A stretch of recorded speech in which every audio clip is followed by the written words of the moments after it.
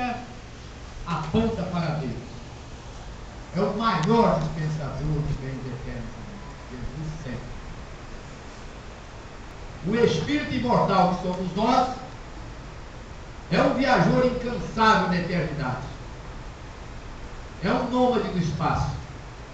É um andarilho do infinito, programado para crescer, para superar, para transcender e voltar para Deus. Não fazemos outra coisa aqui no planeta, não ser preparar para esse encontro com Deus. Mesmo com as nossas dificuldades, com as nossas dores, com os nossos sofrimentos, com as nossas aflições, chegará um dia em que a mente humana vai se unir de uma forma indescritível com a mente divina. Não temos nenhuma dúvida. Mas Jesus havia morrido na cruz. Vários dias se passaram depois do desencarne de Jesus, quando ele se imolou na cruz em benefício da humanidade terrestre. E logo após os 20 primeiros dias, Jerusalém se tornou uma cidade de turismo. Gente por toda parte.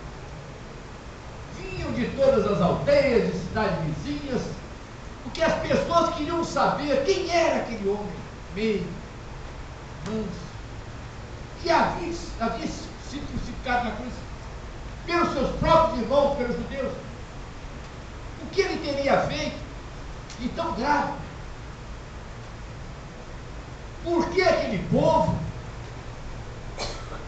teve a coragem de sacrificar na cruz o que eles próprios chamavam de Filho de Deus?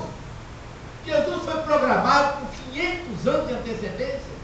Nascerá no seio do povo judeu um Filho de Deus, um Espírito iluminado, que irá salvar aquele povo da escravidão. Mas os judeus entenderam que era escravidão sob o jugo de César, escravidão material. Mas Jesus veio salvar a escravidão mental. Veio para enternecer os corações daquela época, como está enternecendo os dias de hoje. E era tanta gente em Jerusalém que os sacerdotes que comandavam junto com o juiz da lei armaram um palanque para que as pessoas pudessem fazer discursos, palestras, a favor e contra de Jesus. Contra Jesus. É claro que eles tinham homens pagos para subir ao palanque e falar contra Jesus. 2 dias de palestra e só pessoas falando mal de Jesus. Mas naquele domingo de sol claro, subiu ao palanque um jovem de aproximadamente 22 anos, Estevão, que veio a ser o primeiro mártir do cristianismo. Ele sobe o palanque e começa a falar bem de Jesus, das curas, das parábolas, das assertivas, daquele reino maravilhoso, o reino de Deus, que não estaria fora do homem, mas estaria dentro do próprio homem. Então os sacerdotes pagaram alguns assédios para vaiá-lo e dizer que ele não tinha condições de falar sobre isso, que ele não conhecia a história dos judeus devido à sua pouca idade. Gritaram com Estevão e em determinado momento Estevão se mediuniza e vários espíritos superiores se imantam aquele jovem que vem a ser o primeiro mártir do cristianismo, e ele começa a contar a história do povo judeu, ele que não sabia de nada, mas não era ele, eram os espíritos superiores. E ele aí fala de Abraão, o patriarca dos judeus, que comprou a terra de Canaã, fala de Isaac, fala de Jacó, fala dos 12 filhos de Jacó, que vem a ser as 12 tribos, fala da venda do irmão José para o Egito pelos próprios irmãos, e fala de José adivinhando os sonhos de Faraó no Antigo Egito. Fala da ida de Jacó com seus irmãos para o Egito, a convite de José, formando ali um grande povo. Fala da morte do Faraó que protegia José, e fala da morte de José e de Jacó e os irmãos. E aí surge uma nova geração com um novo Faraó. Mas o povo judeu já era muita gente dentro do Egito, e era escravo. eram encarregados de limpar a cidade, cuidar do lixo, cuidar disso, cuidar daquilo. E o faraó oprimia, e com medo que eles crescessem muito, determinou que se matassem toda criança do sexo masculino. Nasceu o sexo masculino, os próprios pais tinham que matar. Foi quando a mãe de Moisés, que nasceu, né, colocou num cesto de vime e colocou nas águas do rio Nilo. E a princesa, filha de faraó, retira aquele cesto de vime do rio e cria Moisés dentro do palácio. Ainda hoje, existem polêmicas, divergências a respeito por que Moisés era tão inteligente, os 10 mandamentos, levou aquele povo para o deserto, mas Moisés foi criado dentro do palácio de faraó. Filho adotivo da filha de faraó, ele recebeu uma educação principesca, as artes da matemática, da ciência, da física, e recebeu também conhecimento das artes esotéricas, que é o princípio hoje. Moisés era um super médico, mas ele mata um egípcio, foge para Midian, casa com a filha de um sacerdote que também era iniciado nas artes esotéricas e volta para o Egito. E aí ele reage contra a escravidão do povo diante de Faraó. E aí surge as chamadas 7 pragas do Egito, que não foram pragas. A praga das bolsas, por exemplo. Quem era encarregado de recolher o lixo? Os judeus. Deixaram de recolher o lixo durante 2 meses, as bolsas invadiram. Aí passou como se fosse praga. As águas que se transformaram em sangue, Kardec explica isso para gente.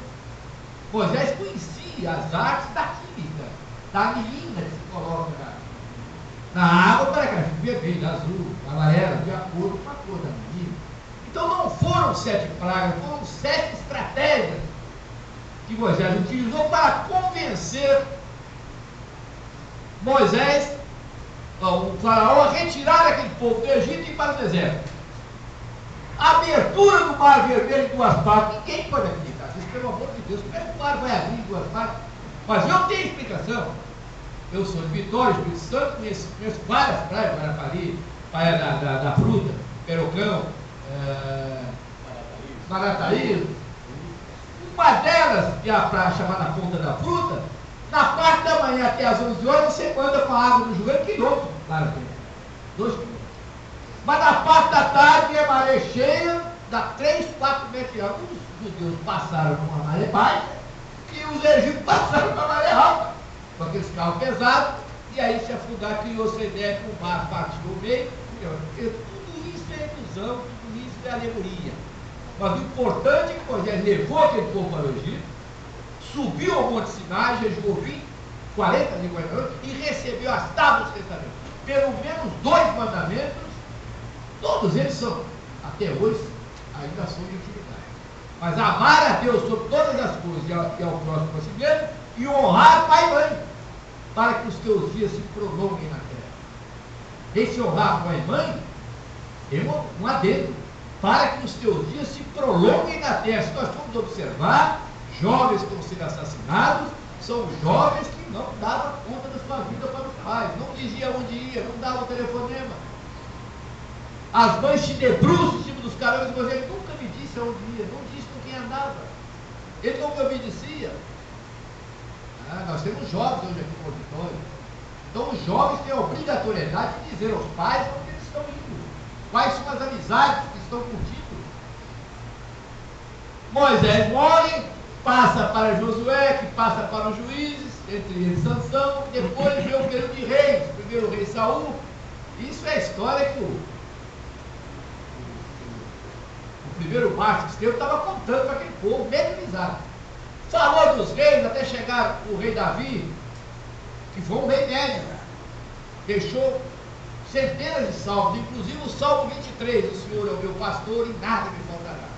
Passou para Salomão, foi um rei sábio, com muitos provérbios, inclusive o provérbio para os jovens: lembra-te do teu Criador nos dias da tua mocidade, antes que cheguem os maus dias, nos quais venha dizer, não tenho neles contentamento.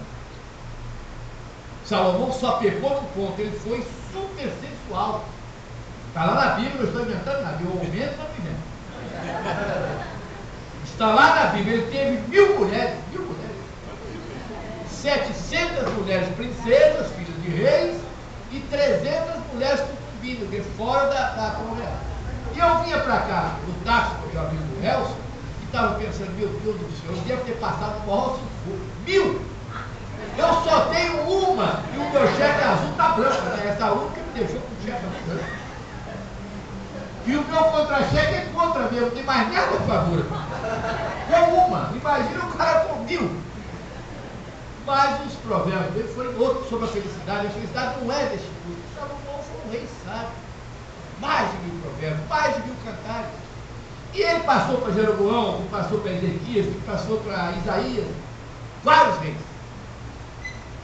Falou dos profetas, o Estevão, falou de Elias, falou de Eliseu, falou de Isaías, de Jeremias, de Abacuque, de Naum, e falou da vida do precursor do Cristo, é de João Batista. Diz que João Batista apareceu no deserto pregando para os possíveis adeptos de Jesus, preparando a vida. Endireitai as vossas veredas, disse o João Batista. Endireitai os vossos caminhos, porque veio após mim, se referia a Jesus, do qual não sou digno nem de desatar as sandálias. João Batista julgava Jesus espírito tão puro, e ele, João Batista, que também era não era digno de desatar as sandálias. E aí nasce Jesus, ele fala sobre o nascimento de Jesus. Fala dos rei magos, fala da fuga para o Egito, para fugir de Herodes. Então ele estava empolgado ali mediúno quando pagaram os sacerdotes para que ele fosse apedrejado. É blasfêmia, está falando contra as leis do Evangelho. E aí, à frente da turma que iniciou o apedrejamento, estava o jovem Saulo, que era o doutor da lei, que mais tarde ia ser Paulo. Então Saulo comandou o apedrejamento de Estevão. Ele é apedrejado, morto, e Saulo se apresenta para o sacerdote, e agora você só falta uma única missão para que você seja condecorado, e nomeado doutor da lei. Você vai ter que ir à cidade de Damasco, prender Ananias, que era o chefe dos primeiros cristãos da cidade de Damasco. Ele aceitou a missão, montou no cavalo, formoso, e com a comitiva de mais de 30 guardas, ele partiu para a cidade de Damasco, Saulo. E mais tarde vai ser Paulo que comandou o apedrejamento. Mas no meio do caminho surge um estrondo, espécie de estrondo e um clarão. E daquele clarão surge a voz potente de Jesus: Saulo, Saulo, por que me persegue? Saulo, Saulo, por que me persegue? Duro será para ti suportar os aguilhões. Eu entendo essa frase interessante, que esses aguilhões que Jesus pregou para o Saulo está conosco. São as nossas dores, os nossos sofrimentos, as nossas aflições, as nossas decepções, as nossas desilusões. Se não andaram na linha, se não seguimos o Evangelho de Jesus e a doutrina do Consolador, esses aguilhões estarão nos nossos calcanhares. Os nossos sofrimentos, dores, só vão acabar quando estivermos na linha, cumprindo os nossos deveres com as nossas ordenações humanas. Mas o mais importante dessa aparição de Jesus no caminho de Damasco é a pergunta que Saulo faz para Jesus. Ao ouvir a voz de Jesus, ele se ajoelha com aquele sol escaldante, aquela areia quente, ele se ajoelha com as mãos postas e faz uma pergunta bombástica para Jesus. Senhor Jesus, guarde isso, isso é importante. Senhor Jesus, que queres que eu faça? Diz Paulo. Eu acho essa pergunta mais importante do que a advertência de Jesus. Senhor Jesus, que queres que eu faça? Eu digo isso porque durante as nossas preces, durante o nosso culto no lar, quantas pessoas estão desesperadas, estão tristes, melancólicas, com problemas seríssimos dentro do próprio lar, com desavenças, com descontrole, com desequilíbrio. E às vezes as pessoas não têm palavras, não encontram palavras para a oração. E eu aconselho muito o programa, eu aconselho, faça a pergunta que Saulo fez no caminho de Damasco. Pergunte a Jesus: Senhor Jesus, o que queres que eu faça? E vocês ainda podem acrescentar: me dê as diretrizes para que eu possa seguir em paz. Me ajude a entender a minha esposa, o meu filho, meu avô, minha avó. Me me ajude a viver feliz, a viver em sociedade, me ajude a conviver com os outros. E Jesus vai lhe dar isso, não no mesmo dia, que às vezes pedimos as coisas querendo para ontem, e Deus não tem pressa. Deus não tem pressa. Ele aguarda que estejamos calmos, tranquilos, serenos, para que os recursos possam chegar até nós. Nenhuma mente conturbada, nenhuma mente perturbada pode receber recursos. Precisamos nos acerenar. E essa pergunta a Jesus é lapidar: Senhor Jesus, que queres que eu faça? Me dê a filha. Eu faço isso que eu fui dar até hoje. Porque eu preciso das coisas. E Jesus então diz para Paulo: vá até a cidade de Damasco, se hospeda na rua chamada direita, e ali, mais tarde, eu direi o que vai fazer. Paulo foi, se hospedou na hospedaria ali e ficou aguardando. Mas naquela mesma noite, Jesus aparece para Ananias, aquele dia aprender, diz: Ananias, Ananias, eis-me aqui, Senhor. Vá até a rua chamada direita e cure o jovem varão que está ali. O Jeremias, o Ananias, que é médico, disse: olha, mas não é esse salvo, não é aquele que persegue os judeus, não é aquele que está invadindo casa, que está tomando os bens dos judeus, dos adeptos do Cristo, é ele mesmo. E aí Jesus declara: mas é um vaso que eu escolhi para levar o meu evangelho para todas as criaturas. Se não fosse Paulo, nós não estaríamos aqui. Os apóstolos de Jesus, com todo o mérito, permaneceram com as informações de Jesus dentro de Jerusalém, não saíram de Jerusalém. Paulo foi para fora de Jerusalém, para fora do estado judaico. Paulo foi aos Filipenses, aos Colossenses, aos Gálatas, aos Romanos, aos Coríntios, percorreu dezenas e dezenas e dezenas de cidades. Em cada cidade que ele chegava, ele pregava o Evangelho de Jesus. Ele recebeu de Ananias, depois de tirar os papiros sobre o Evangelho de Jesus. E ele foi para o deserto, na Barra Crística, ficou 5 anos no deserto estudando aquele Evangelho, trabalhando com o Senhor. Quando voltou a Jerusalém, também não foi aceito nos apóstolos. E os sacerdotes queriam prendê-lo. Então ele partiu para aquela cidade para pregar o Evangelho. Depois de anos e anos pregando o Evangelho, sendo preso, açoitado, teve alguns parados no rosto, Paulo passou por todas as infâmias que se pode enumerar do ser humano, pelo nome de Jesus. E ele volta a Jerusalém. Mas aí os apóstolos achavam que ele estava sublimado, aceitaram. Mas os sacerdotes não aceitaram. Exigiram que ele fosse circuncidado, que ele aceitou, mas ainda assim queriam matar. Condenaram a morte. Ele então apelou para Roma, para César, porque ele tinha 2 cidadanias. Quem tivesse 2 cidadanias poderia apelar para César. César aceitava o prisioneiro, mas depois de 2 anos mandava matar. Era só 2 anos de prisão domiciliar, que os falam assim, mas é muito antigo. Prisão domiciliar é antiga, já existia naquela época. Então o César colocou o Paulo, em prisão domiciliar, com 2 guardas à porta. E quem o visitasse não poderia entrar, mas poderia entregar um bilhetinho ou receber um bilhete. E à medida que aqueles seus ex-adeptos, daquelas dezenas ou centenas de cidades, traziam informações, Paulo dava os bilhetinhos na saída. E César e o prefeito de Roma, Tigelino, outro cruel, jamais poderiam imaginar que aqueles bilhetinhos que Paulo dava para ex-comandado, se transformariam nas cartas de Paulo, um dos maiores tratados da espiritualidade depois do Evangelho de Jesus. Vocês que lêem o Evangelho não tem as cartas de Paulo, mas ao ler a Bíblia, leiam as cartas de Paulo. Eu, durante muito tempo no programa de imagem, falei sobre as certidões das cartas de Paulo. É algo maravilhoso. E a primeira delas, das suas assertivas, sobre as suas cartas, é quando ele é pressionado, ele é questionado sobre o seu passado. Como isso?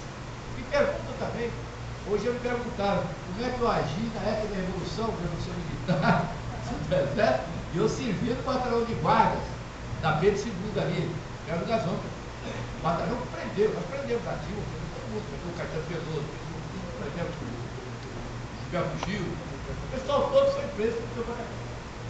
Quando as prisões eram as claras, eu não reclamei, mas com um certo dia eu fui chamado para uma reunião, nós éramos em 2015, era para formar grupo para invadir casa do prefeito. O tenente, uma vez, falou assim: olha, vocês não podem fazer perguntas, eu cumpri ordem sem perguntar. Sai à noite e tu sabe o que vai fazer. Eu levantei a mão. Queria pôr assim: só saio com ordem escrita. Dizendo aqui, eu não saio para cumprir missão sem saber que tipo de missão eu vou cumprir. Só saio com ordens claras. E de imediato eu fui afastado. E eu tirava o serviço privilegiado da presidente da República, na Laranjeira, me botaram na guarda, passaram para castigo, me botaram na guarda do quartel. Mas eu fui hoje não, mas uns 20 anos atrás, encontrei com companheiros que participaram do tudo. Com remorso, com arrependimento. Não assassinaram, mas pessoas foram assassinadas, você está junto. Você pertence ao grupo. E eu, graças a Deus, então foi feito com Paulo isso. As pessoas queriam saber, os seus próprios discípulos, Tiago, Lucas, queriam, que eu também fiz discípulos de Jesus, queriam saber o que ele ia fazer com o seu passado. Já que ele participou do apedrejamento, prendeu muitas pessoas, invadiu muitas casas, e se ele já estava iluminado. Ouçam só o que o Paulo diz logo no início das suas cartas. Quanto a mim, disse o Paulo, não creio que tenha atingido a minha iluminação. E agora ele vai falar sobre o passado. Mas uma coisa eu sei, diz o Paulo, é que deixo para trás as coisas que ficam e avanço com fé, coragem e determinação para aquelas que se encontram diante de mim. Se nós formos observar essa frase, o Paulo aborda o passado, ele descarta o passado. E hoje nós vemos milhares de pessoas lembrando diuturnamente, boa quando eu tinha 18 anos. Boa, minha namorada boa é aquela que eu namorava lá atrás. Quando casa duas vezes, era a primeira mulher, era a segunda. Bom, quando eu era jovem, agora estou com o meu caso 79. Então as pessoas ficam se auto-sacrificando, auto-se angustiando por algo que já passou, que não vai mais resolver nada. Tenho dito muito nos meus programas: águas passadas não movem moinho. Não se atravessa o mesmo rio duas vezes. Se atravessa o rio, chega do outro lado da margem. Se você quiser voltar, você pode voltar, mas as águas são outras. Aquelas que você atravessou estão longe. Então não lembre o seu passado, mesmo que seja um passado bonito, legal, mas não adianta lembrar, já passou. Não vai acrescentar nada. Viva o presente e programa o futuro. A nossa vida é o aqui e agora. Eu confesso para vocês, fui muito feliz como jovem, mas muito feliz. Fui muito feliz como adulto, na maturidade, tive 6 filhos, 12 netos. E agora estou super feliz como idoso hoje, aqui, quantos abraços eu recebi, o carinho de vocês aqui, é um novo tipo de prazer. O ser humano precisa descobrir no dia a dia novas formas de alegria, novas formas de prazer. Não é ficar postado com a única coisa. O que são as viciações? É uma ideia egoística, é um monoteísmo. A pessoa que eu tenho que fumar droga, eu tenho que me drogar, eu tenho que me drogar, eu tenho que tomar álcool, eu tenho que fazer sexo. As pessoas criam uma ideia monoteística, uma ideia fixa, uma ideia única, e aí não conseguem ser felizes. E quando falta alguma coisa naquele único ponto em que ela for bom, ela perde o equilíbrio. Então precisamos buscar, na medida que vamos avançando na idade, novas formas de alegria, novas formas de prazer. E o maior prazer, isso aí não sou eu que digo, é a Joana de Ângela, ou Emanuel, André Luiz, são os laços fraternos e os laços de amizade que construímos aqui uns junto aos outros. Porque depois da morte, do outro lado da vida, não vamos encontrar o euro, que é a moeda mais forte, não vamos encontrar o dólar, não vamos encontrar o real, não vamos encontrar prata, ouro, diamante, vamos encontrar esses amores, esses laços fraternos de amizade que construímos aqui. Hoje, quem esteve aqui viu o carinho que vocês têm comigo. Esse é o meu patrimônio espiritual. O patrimônio físico é temporário. Os bens materiais passam de mão em mão. Não podemos levar para o outro lado da vida. Precisamos aprender isso. Eles ficam lá. Até o corpo físico, que a gente pensa que é nosso, não é. Tem que deixar aqui. Não levamos nada. A não ser esse carinho, essa afeição, dos amores das pessoas que circulam conosco, começando dentro do próprio lar. Por isso, anda sua esposa. Eu até brinco aqui, já brinquei com vários. Cuida bem da sua esposa. Já brinquei com vários aqui, né? Cuida bem da sua esposa. Mas isso é uma brincadeira. Mas que dá certo. Fazendo uma palestra no dia do Tijuca, que eu comprei com a esposa dele, tá jovem, e eu tinha recomendado isso lá numa outra casa. Ele veio me receber, o seu João, puxa, eu estou cuidando bem da minha esposa. Deu certo. É uma brincadeira que acaba levando as pessoas a raciocinar, a questionar a necessidade da harmonia, da paz, da tranquilidade dentro do próprio lar. Quem não é bom dentro de casa, me vê que é bom na rua, mas não é mesmo. Quem é bom dentro de casa, é bom na rua, é bom no metrô, é bom no supermercado, é bom em qualquer parte. É bom em qualquer parte. Ontem eu tive um desagrado pela manhã. Estava entrando no supermercado de gel, quando veio um jovem, que o rapaz disse para ele, uma palavrão, mas palavrão daqueles palavrões horrorosos. Com as senhoras do lado, ele sem camisa, jogando. O jovem, aproximadamente 19 anos, deseducado. Mas deseducado dentro do próprio lar, não aprendeu, imagina dentro de casa, o que esse companheiro dentro de casa. Se ele diz isso na rua, imagina o que ele diz dentro de casa. É burro isso.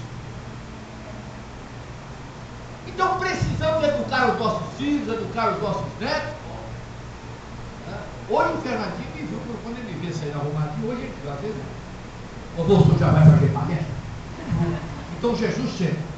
Quer dizer, ele já está pegando o espírito da coisa. Já pensou se ele sabe, procure saber por parte da mãe, do pai, que você ir para uma balada, ou por qualquer uma atividade possível, você cria um mau exemplo. Então, abandonar o passado. Mais à frente, Paulo dá um aviso para as pessoas que desejam, que têm aspirações. Hoje nós temos aqui um público enorme. Quem não tem aspirações, quem não tem desejo, porque ser médico, vinha para cá, uma coisa que tem uma carona no táxi, estava aqui ensinando, porque ela precisava fazer uma prova jurídica. Não tinha táxi na rua. Eu pago, ela, não, a senhora entra aqui, deixa a senhora lá, deixamos ela lá, deu uma foto para deixar no local da prova. Estou toda a vitória advogada, fazer prova para juiz. Então todos nós temos desejo. Né? E o Paulo dá um conselho lapidar para as pessoas que desejam alguma coisa, qualquer coisa. Diz o Paulo, busquem com zelo e carinho os melhores dons, e Deus lhe mostrará coisas mais excelentes. Então, não é proibido você pedir as coisas a Deus, a Jesus, mas você precisa ter fé. Elaborar a sua petição de acordo com as suas necessidades. Vai pedir para o vizinho mudar, você não muda. Pedir para a mulher, o outro, largar o marido para ficar com você. Não é isso. É você ter um desejo sadio, ético, altruístico, e que depois de beneficiar, você possa retribuir. Também não é só receber o dom e ficar quietinho, não. Eu tenho falado muito isso no programa. Médicos que pedem primeiro para passar no ginásio científico, na faculdade, depois pedem para passar na medicina, aí se forma e não quer atender o doente. Vira as costas para o doente. Professores que se formam, depois faz mestrado, faz doutorado, não quer dar aula. Eu lamento dizer isso, mas existe muito no Instituto de Engenharia. Se vê aqui na UF. Ali só tem mestrado e doutorado. Mas não é que depois que eles fazem tudo, a maior parte vão para casa, botar o pijama. Primeiro que o governo não aproveita ninguém. Não dá carro para ninguém. E eles estão desanimados, vão passear na praça de ali na calçadão de Copacabana, está cheio de coronéis, generais, formados nos Estados Unidos, na Suíça, formados na Alemanha, na França, doutorado, mestrado. Mas que depois de formado, então, de tudo aquilo que Deus nos dá, temos que devolver, meu Deus do céu, pelo amor de Deus. Eu estou aqui com essa finalidade. Estou na rádio com essa finalidade. Eu sempre quis falar em público. Eu sempre quis trabalhar em rádio. Eu sempre quis escrever livros e Deus me deu esses dons. Então eu não posso falhar. Eu não posso me entregar ao egoísmo para identificar só porque eu estou com 79 anos. Eu vou parar. Não, eu vou até a hora da morte. Que Deus me leve trabalhando. Que eu seja apanhado de surpresa, com o microfone na mão, lá no meu computador, respondendo e-mails, mais de 100 por semana. Que eu seja surpreendido por essa velha senhora que vocês chamam de morte, no trabalho. No trabalho. Uma das piores coisas para o ser humano é ser surpreendido pela morte, na preguiça, na inércia, na melancolia, na tristeza, na revolta, na rebeldia. Você passa para o outro lado, totalmente desequilibrado, totalmente desarvorado, desesperado, chega de mãos vazias, é mais um mendigo do outro lado da vida, a implorar sobre tudo e não ter absolutamente nada.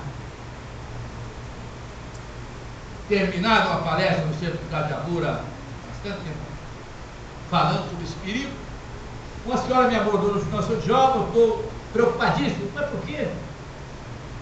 Estou preocupada com o que eu vou encontrar do outro lado da vida. Eu disse, a senhora que está preocupada com o que a senhora vai levar. Ela disse, por quê? Porque Deus sumamente sábio, misericordioso, bondoso, vai preparar armadilhas, mas já não passa as armadilhas que temos aqui. Então Deus não... E como funciona? Nós levamos essa armadilha. Nós levamos. Tem armadilha? Tem, a que você leva. Então quem se entrega ao álcool, ao fumo, ao jogo, às drogas, à sexolatria, ao tabaco, com certeza vai levar as armadilhas nessas viciações. E a maioria não sai daqui. Esse é outro detalhe interessante, que existe uma ideia errônea de que fulano vai para o céu, vai para o inferno, vai para o purgatório. A Igreja Católica tem purgatório, céu e inferno. E o Espiritismo não fica atrás, não. O Espiritismo tem um grau, as trevas e o abismo. É equivalente. Mas é uma balela, essa que é a verdade. Eu procuro aprofundar meus estudos, eu não estou falando por mim, eu falo por autores ecléticos, Dano Livro, Deolinda Murim, Dona de Anjos, que falam sobre isso. E o próprio Papa falou, o céu e o inferno purgatório são estados da alma. Não existem locais fixos do outro lado. É o que a pessoa leva. Então, as pessoas agregadas às iniciações levam essas iniciações. Mas não vão para o lugar de permanecem aqui durante um tempão. Só depois do arrependimento e do remorso é que o espírito é liberado. A maioria, hoje uma senhora que comprou até um grupo, senhora, eu acho que meu marido não queria que eu viesse. Pode parecer uma brincadeira, mas é verdade. A maioria, o ciumento não vai embora, não vai para lugar nenhum. Marido ciumento não vai para o céu, não vai para o inferno, não vai para lugar nenhum, permanece dentro de casa. Quando era viva, a mulher sair com vestido curto, não, com esse vestido não, nada, ainda não. Morre e continua, só que agora a ordem dele não é mais cumprida, ela não é médica, ela não ouve, não vê. Entendeu?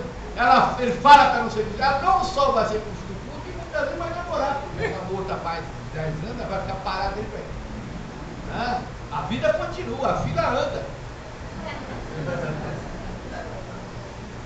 Então o viciado em droga vai permanecer nos locais das libações, da boca de fumo. O jogador inveterado vai continuar no salão de jogos. Inclusive na loteria esportiva, não tem, não, esse tem problema, não é? Tem duas filas ali, essa agora que acumulou, são duas filas. Uma de encarnado e outra de desencarnado. Tem um morto pegando taco pelo final da vida. Já vi companheiro de 90 anos nessa fila, o que ele vai fazer com esse preço da loteria? É duro isso. Mas a pior situação é do avarento. O avarento vai para a fila da Caixa Econômica de Madureira. Ali também tem duas filas, onde vive ou tem morto. Tem morto pegando fila, porque a fila está lá em Cascavel.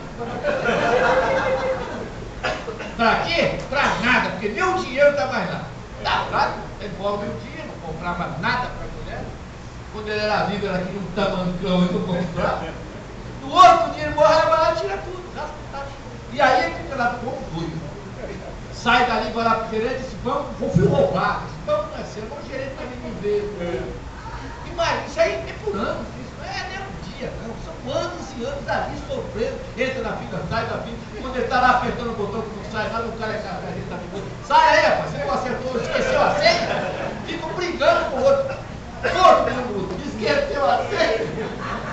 Não, aí ele responde assim, não, é porque a minha conta está zero. Foi engraçado, a minha também.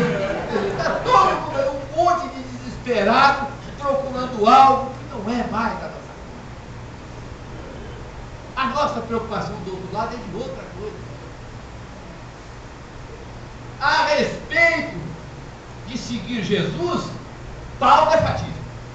Diz o Paulo, aquele que segue Jesus de perto, nova criatura é. Eu adoro essa frase, nova criatura é. Então, junto de Jesus, nós nos tornamos novas criaturas, com menos exigências materiais e com mais exigências espirituais. Você passa a exigir mais de você. Você deixa de corrigir os outros e passa a corrigir você. Você não vai ver mais o argueiro que está no olho dos outros. Você vai ver o cisco que está no seu olho. Você para de intervir na vida dos outros, invadir fronteiras alheias. Você aceita as coisas como elas são. Você admite perder, porque nós não podemos ganhar todas. Essa que é a verdade, não podemos ganhar todas. Aí você se afasta do egoísmo, se afasta do orgulho, se afasta da vaidade, se afasta do ciúme, da maledicência, da mentira, da crueldade, da maldade, da perversidade. Junto de Jesus, você se afasta do autoritarismo, da prepotência, do ódio, do rancor, do ressentimento. Mas, como diz o Paulo, seguir Jesus de perto, porque de longe nós não seguimos. Se formos agora na Baco 1, Baco 2, segurança, vamos entrar numa cela, tem permissão para entrar numa cela daqueles partidos terríveis. Vocês vão observar que na parede igual você viu o retrato de Jesus. Tem? No pescoço você tem um cordão com um crucifixo de Jesus. Segue Jesus, sim, de longe. De longe. Porque não mudou nada. Então seguimos Jesus de perto quando mudamos os nossos hábitos, as nossas tendências, os nossos pendores, quando mudamos o nosso comportamento e quando praticamos a nossa vida. A senhora falou comigo, cuida de 10 crianças, você cuida comigo. É mãe de 10, mãe adotiva de 10 crianças, isso é maravilhoso. Isso é se condoer da dor alheia. Eu tenho falado, batido muito na tecla a respeito da dor alheia. A dor alheia que está do outro lado da rua, se você não se convencer, que está bem a responsabilidade sua, se você se tornar indiferente, essa dor alheia que está do outro lado da rua vai passar para o lado da sua rua, vai entrar na sua casa e você não vai gostar. Tenho dito também que as dores, sofrimentos, aflições, decepções, desilusões são atrações mentais. Nós atraímos. É claro que nós temos conhecimento. O que é que eu fiz? Ninguém sabe. Atraímos o mal para nós. Mas na medida que nós fixamos uma ideia real de que temos responsabilidade com os outros também, no meu caso aqui das 80 internadas, e daqui a pouco vou estar aqui limpinhas, com as unhas feitas, com o cabelo penteado, com voluntários, aqui ninguém recebe nada. Voluntários, pessoas que têm problemas em casa, que têm atividade, mas saem de si. Precisamos sairmos de nós e partirmos para a caridade, a fraternidade e o caridade. Só assim estaremos construindo um mundo íntimo favorável à nossa estadia aqui e à nossa estadia principalmente do outro lado da vida. Não podemos pensar exclusivamente na vida terrena, não. Isso aqui é temporário. Mas a espiritual é definitiva. Mas a vida espiritual parte das experiências da terra. Não podemos pensar só que é só rezar, não. Só orar, não. Precisamos praticar a caridade. O Paulo, quando fala das coisas materiais, das coisas espirituais, ele dá uma lição magnífica. A frase é longa. Ele diz o seguinte: lute, trabalhe, com força, coragem e determinação, com as coisas que você pode ver. Pode ver. Material. A fim de que depois de muito tempo, você consiga entesourar no fundo do seu coração aquilo que você ainda não consegue. Essa senhora com essa festa, trabalhando esse tempo todo e a vida toda. Do outro lado da vida, era um danadão. Ela vai notar coisas interessantes que ela construiu sem saber, trabalhando inadvertidamente, despreocupadamente com essas vidas. Com vocês aqui, que estão pedindo. E até a própria felicidade que todo mundo deseja. Quem não deseja a felicidade? Mas por incrível que pareça, a nossa felicidade não está conosco. Ela está com os outros. Está com os outros. Dificilmente seremos felizes se não estivermos dispostos a fazer a felicidade dos outros. O nosso próximo é a matéria-prima com a qual temos que trabalhar para o nosso próprio enobrecimento. É a matéria-prima. É como se eu utilizasse a madeira para fazer a mesa, o petróleo para fazer a gasolina. Então a matéria única, a matéria base, a matéria-prima para todos os avanços do campo da espiritualidade é o nosso semelhante. E o Paulo diz isso também nas suas cartas de uma forma sublime, diz o Paulo: quando conseguires cantar nos corações daqueles que te cercam a alegria e a felicidade, a felicidade dos outros, aonde quer que você se encontre, aqui ou no além, a fim de implantar em definitivo a tua suprema verdade. Eu vou repetir que tem que ser maravilhoso. Diz o Paulo a respeito da felicidade: quando conseguires plantar nos corações daqueles que te cercam, se você beleza, a alegria, a paz e a felicidade, quando você conseguir, a felicidade dos outros te buscará, aonde quer que você se encontre, a fim de implantar em definitivo a tua suprema verdade. Significa que primeiro precisamos estudar de nossa parte todos os recursos que possuímos em benefício dos outros, começando pelo próprio lar. Muitas pessoas ligadas têm dúvida a respeito do próximo. O próximo é aquele que está mais perto de você. É a sua esposa, o seu esposo, é o seu avô, a sua avó, o seu irmão. Começando dentro do próprio lar. E por isso eu recomendo o culto do lar. Que é uma faxina caseira, é uma asepsia mental que fazemos no nosso lar, preparando não só para dormir, mas para vivenciar de manhã, para viver o cotidiano, o dia, e à noite para que tenhamos um sono de paz.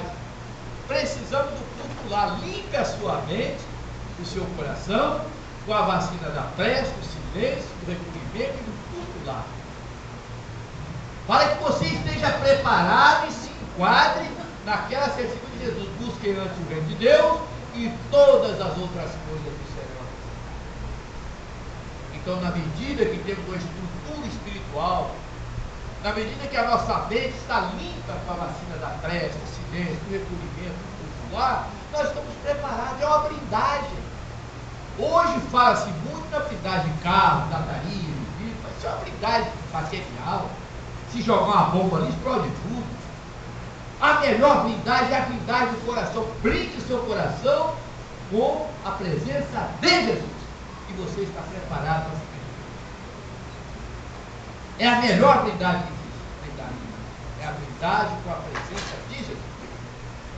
Mais à frente, o Paulo fala sobre todos aqueles que estão desesperados, que ainda praticam crimes, que ainda praticam escândalos, que praticam pecados, erros. O Paulo afirma de uma forma bombástica: aquele que matava, não mate mais. Quem roubava, não roube mais. Quem falava mal dos outros, não fale mais. Mas antes, proceda de tal forma, com tal transparência, que até os seus inimigos vão se envergonhar quando estiverem diante de você. Então é muito importante o nosso exemplo. Paulo fala do exemplo. Não adianta nada você gritar no vizinho, você falar alto, você reclamar disso, daquilo, mostrar isso, aquilo, a lei e tal, não adianta. O que funciona no nosso relacionamento dentro do próprio lar, com os vizinhos, com as outras pessoas, é o nosso exemplo. É aquilo que somos. Aos poucos as pessoas vão pegando os exemplos. Eu mudei de rua, tem uns 8 anos. Quando cheguei nessa rua agora, todo mundo conhecia na rua. Nessa prática, ninguém me conhecia. Eu comecei então a dar bom dia a todo mundo. Bom dia. Uns respondiam, outros só guriam, outros não respondiam nada. Hoje todo mundo diz bom dia, seu Djalma. Como é que você está? Agora aprenderam também. Se habituaram comigo, me conhecem. Hoje tem um aqui que eu encontro no Djalma todo dia, estou vendo ele aqui. Então é alguns que dizem bom dia, seu Djalma. Ele sabe, está todo mundo no Djalma. Quando eu vou entrando no Djalma, eu quero ver Djalma. Porque eu habituei as pessoas com isso. Você não tem que se importar que fulano te respondeu. Não. Continue dando bom dia, continua dando boa noite. Continua apertando a mão das pessoas. Continua abraçando as pessoas. O abraço eu faço. O aperto na mão eu faço. Um adeus quando você vai na estação despedindo uma pessoa. Vai com Deus, você faz. Quando você dá bênção ao seu filho, ao seu sobrinho, Deus te abençoe, eu faço. Então nós precisamos nos acostumar com isso. Mais à frente, Paulo fala da força de Jesus dentro de nós. E quando ele diz, tudo posso, diz o Paulo, naquele que me fortalece. O Paulo, tudo posso. Ele pode tudo. Naquele que me fortalece, Jesus. Então, na medida que temos essa ideia forte, essa fé inabalável que Jesus é realmente o nosso condutor, o nosso corretor de posições, a nossa bússola, estamos no caminho certo. E não temos que temer nada, porque ele recomendou isso, Jesus recomendou isso no Sermão da Montanha. Não temam nem mesmo aqueles que podem matar o corpo e não podem matar a alma. Jesus fala até dos assassinatos. Não temer os assassinos, não temer os maldosos, os cruéis, que podem até matar o corpo, mas não podem matar a alma. Então nós precisamos estar carregados conosco essa fé inabalável em Deus, em Jesus, do nosso anjo da guarda, que é outro companheiro que não pode ser descartado.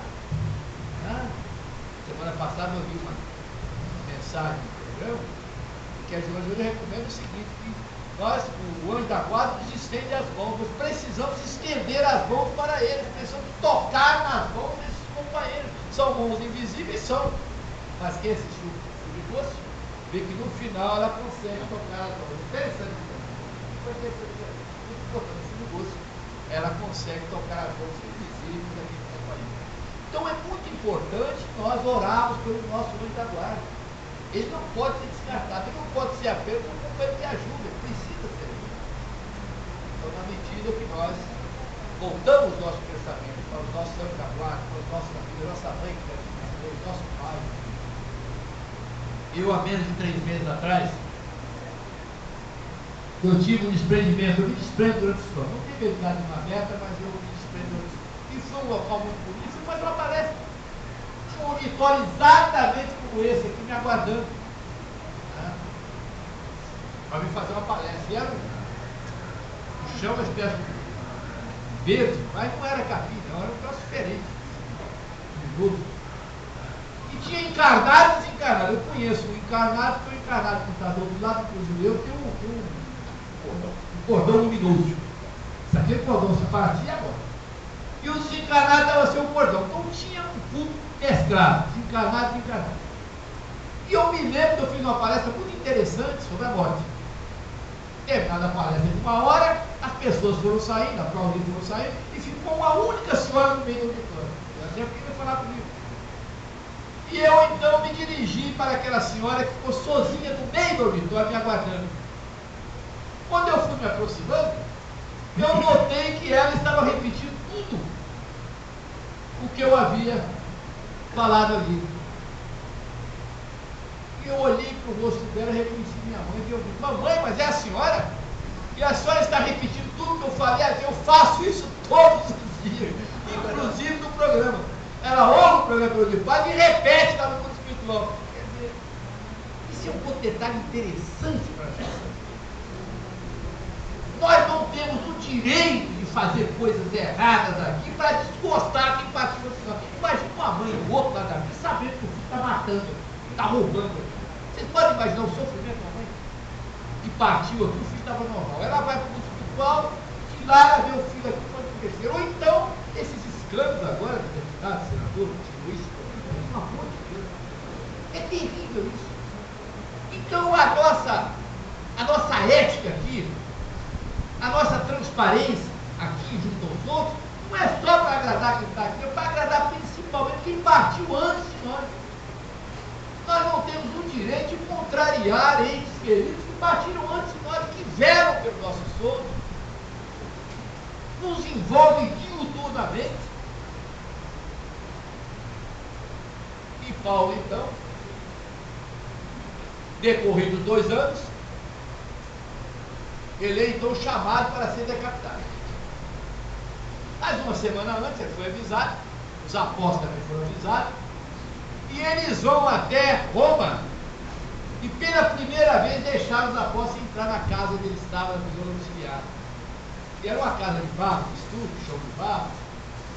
E ali eles viram, quando entraram, um velhinho, carquilhado, macilento, cabeça branca, magro, pelos maus tratos, pelos escasos, por tudo.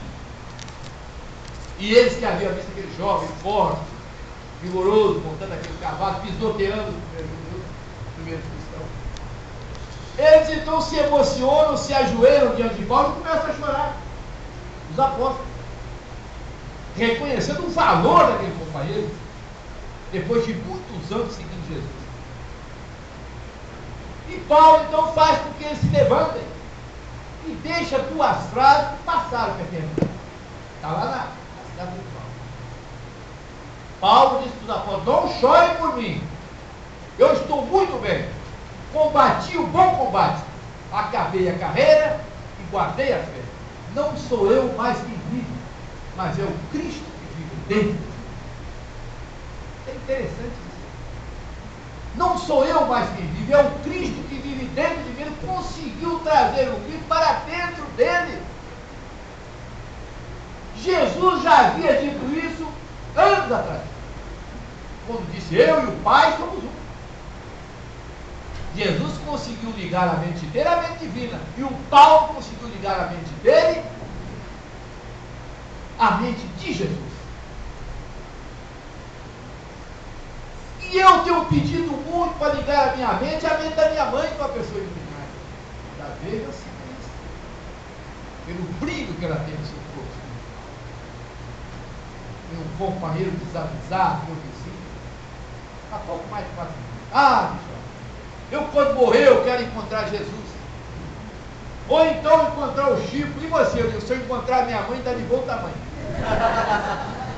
Com absoluta certeza, esse outro ponto preponderante, não desejo. Aí eu volto para o Paulo: não ambicioneis coisas altas, mas acomodai-vos das coisas simples. Seja humilde, seja direto, seja sincero, seja leal, seja transparente. Talvez a força do programa do Pai está na minha sinceridade. Eu não digo. Tudo que eu falo ali sai, porque eu posso até errar e erro. Mas as palavras que eu digo no programa do Pai saem do fundo do meu coração. É algo muito, muito especial. E as palavras que são proferidas por mim no programa do Pai não são palavras minhas, não, são palavras da vida eterna. E Deus fala sempre através de mim.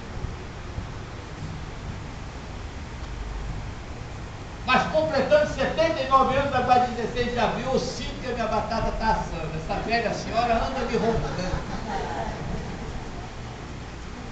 Essa velha senhora, que vocês chamam de morte, anda me rondando. Há menos de 2 semanas, ela esteve na cabeceira da minha cama e disse: a senhora não vem aqui. Eu não chamei a senhora. Não estou preparado. Vá para o hospital Pedro Alcântara, fala com o presidente da Câmara, que é forte, destemido. Ele vai conversar com a senhora. E ela quiser me levar, hein? E ela desapareceu. Mas estou preparado. Graças a Deus estou preparado. Só espero que ela me colha, me arremate no trabalho. Gostaria de morrer no trabalho. Sério. E eu sinto que na hora da minha morte, quando eu fechar os meus olhos materiais, eu vou abrir os meus olhos espirituais. estarei já no mundo espiritual. E aí eu vou me deparar com uma multidão como essa aqui. São as pessoas que foram antes de mim, que ouviram o programa Transmibase, ouviram a rádio e disseram, muitos de vocês estarão lá. Vão antes. E estarão me aguardando alegres, felizes. Estarão me aguardando alegres, felizes. E eu vou deparar com faixa. O Djalma vem aí, aquelas faixas que passou, só que não é de futebol. O Djalma vem aí, ele está chegando. Muitas faixas. E eu vou abrir os meus olhos espirituais aos poucos. Mas quando a gente morre, primeiro os ouvidos, primeiro é o som. E começa a ouvir voz. Djalma chegou. Aí uma outra voz, ele sim, eu tive que ir lá no hospital Pedro Branco.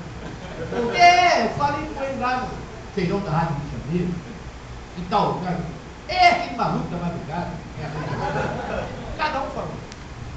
E eu estou ali com o rosto banhado de lágrimas, e me dá felicidade de encontrar os meus amores, de encontrar os amigos que foram antes e que estão me aguardando os portais. Eu termino de abrir os olhos e a multidão é eufórica. E eu então fui quietinho, já com os olhos abertos, esperando que faça um silêncio. Eles querem que eu fale alguma coisa. Com certeza querem que eu fale alguma coisa. E eu vou falar. Quando todo mundo fizer silêncio, eu vou erguer a minha voz e falar. E aí, galera? Cheguei. Esse cara sou eu.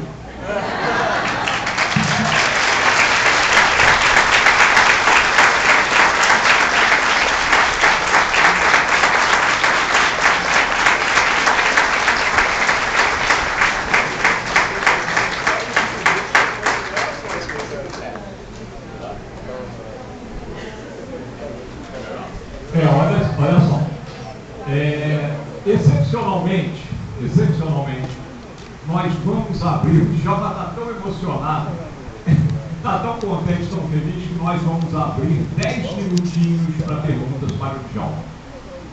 Só que antes, a gente vai colocar duas situações aqui. Quando ele enviar a velha senhora para falar aqui para o presidente, vai que ela goste e me leve. Como é que vai ser isso, gente? E outra, nós vamos aguardar o Djalma lá sim, desdobrados, né? Ele vai ver o nosso cordão fluídico multiplicando, com certeza. Mas vai demorar muito tempo. Então, olha só, nós teremos hoje ainda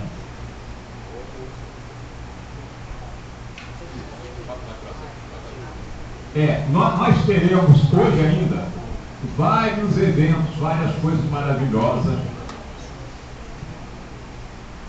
Os nossos, eu sou médium dessa turma, vocês já viram, né?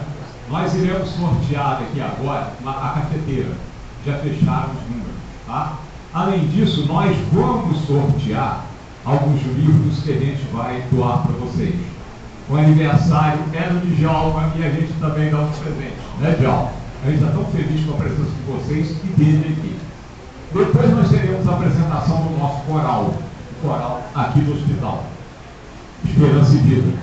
São as meninas que estão internadas aqui. Depois nós teremos...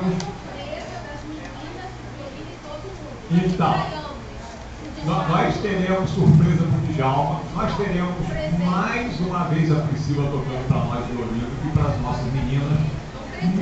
Um presente para o Djalma. Viu?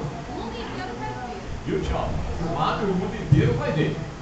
E depois nós teremos a prece de encerramento com o nosso querido Joel Vaz, que está sentado exatamente aqui na minha frente. Ok, Joel? Joel já está escalado para a prece final. Olha a quantidade de livros que nós estamos aqui para sortear para vocês. Esse sorteio vai ser feito de acordo com a lista de presença. Vocês assinaram a lista de presença? Nós vamos sortear os números e os números que tiverem na lista virão aqui escolher o livro. Além disso, são muitas emoções, né, Djalma? O Djalma já se comprometeu conosco que ele vai fazer, o ano que vem, uma tarde de autógrafos dos próximos livros que ele lançar aqui na associação, no sábado à tarde. E o próximo aniversário do Djalma no ano que vem, e outros aniversários, ele virá comemorar aqui conosco. Ok?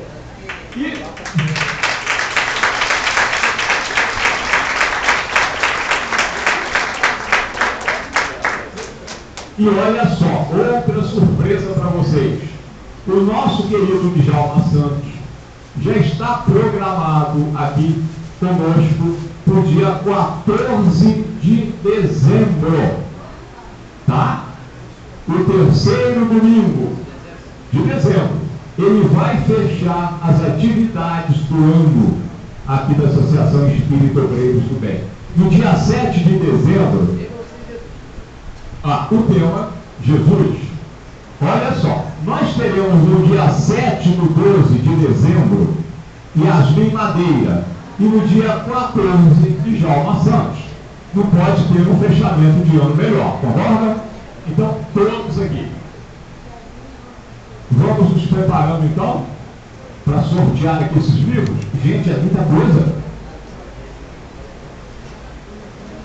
Isso mesmo.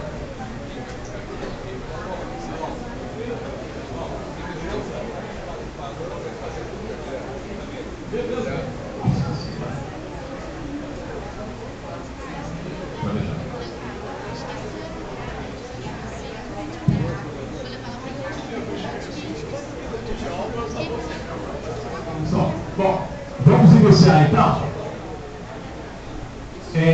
Nós vamos primeiramente sortear a cafeteira. É uma cafeteira que já foi testada, está funcionando, tá? Faz café expresso e convidem para tomar esse café com vocês. Djalma e eu estamos nos propondo a tomar o café. Ela já está até fugindo ali, isso aqui, Djalma. Eu acho que essa cafeteira quer estar com a gente, hein? Isso! Vamos sortear então. O Djalma aniversariante vai tirar um número.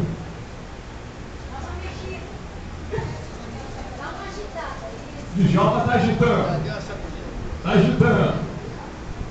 O número sorteado foi 84. Joana Pimentel da Silva. Joana Pimentel da Silva.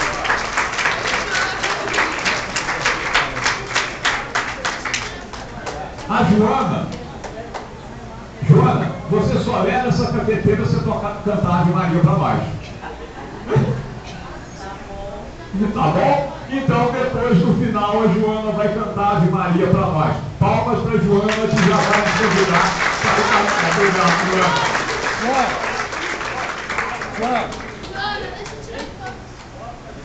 Agora são os livros. Vamos fazer o seguinte. Será que tem Djalma?